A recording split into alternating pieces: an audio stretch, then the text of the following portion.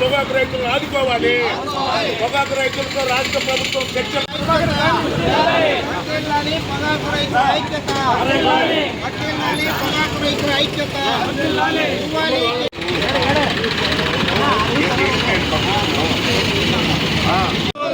నివారించాలి. నోబెట్ విధానాన్ని నివారించాలి. నోబెట్ విధానాన్ని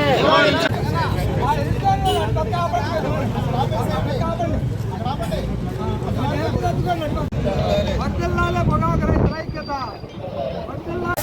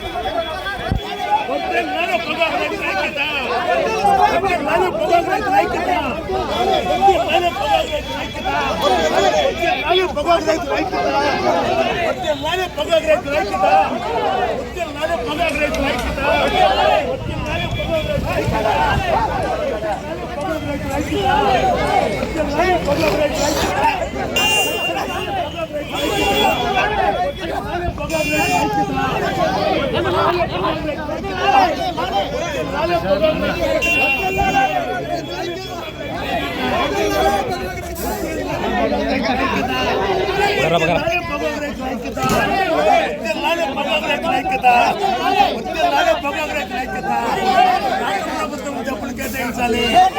ఆత్మహత్యలు ఆపాలి. ఆత్మహత్యలు ఆపాలి. ఆత్మహత్యలు ఆపాలి.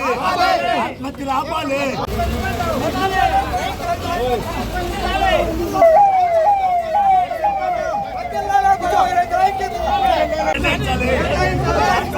డబ్బులు కేటాయించాలి.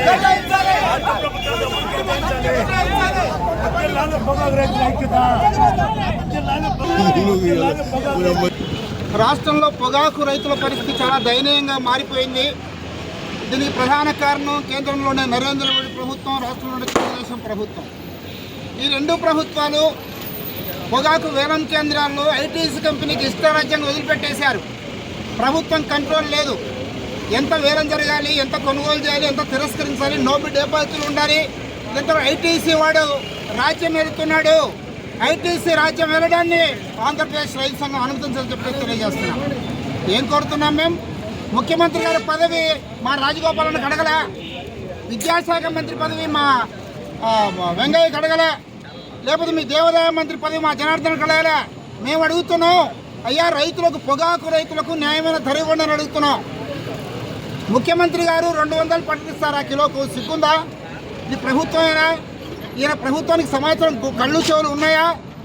కనీసం 300 రూపాయలు లేకుండా రైతు గిట్టుబాటు ధర అని చెప్పేసి అందరూ గగ్గోలు పెడుతున్నారే. ఇలాంటి శాంతియుత ఆందోళనలు కూడా అనుమతించని ఒక దౌర్భాగ్య స్థితిలో, ఒక నిరంకుశ పాలన కింద ఈరోజు డబుల్ సర్కార్ ప్రభుత్వం ఉంది. ఇది అన్యాయం, అక్రమం అని చెప్పేసి ఆంధ్రప్రదేశ్ రైతు సంఘం నుంచి తెలియజేస్తున్నారు. చెప్పినట్టుగా పొగాకు పోర్టులో పోయిన సంవత్సరం 280 రూపాయల నుంచి 340 రూపాయలకు నడిస్తే ఈరోజు 160 రూపాయలకు దిగ్గోసిన పరిస్థితి. ముఖ్యమంత్రి గారు కనీసం 200 రూపాయలు తక్కువ లేదని చెప్పడమే దుర్మార్గంగా చెప్పాడు. ఎందుకంటే రైతులందరూ, అనేక మంది రైతు నాయకులు 300 రూపాయలు ఇవ్వాలని అడుగుతుంటే ఆయన 200 రూపాయలు కనీస రేటు ఉన్నాడు. కానీ ఆ పెద్ద మనిషికి, ఆ చెప్పినందుకు 160 రూపాయలు కొట్టుంటే దాన్ని కూడా అమలు చేసే దౌర్భాగ్యం అమలు చేసే పరిస్థితి లేదు.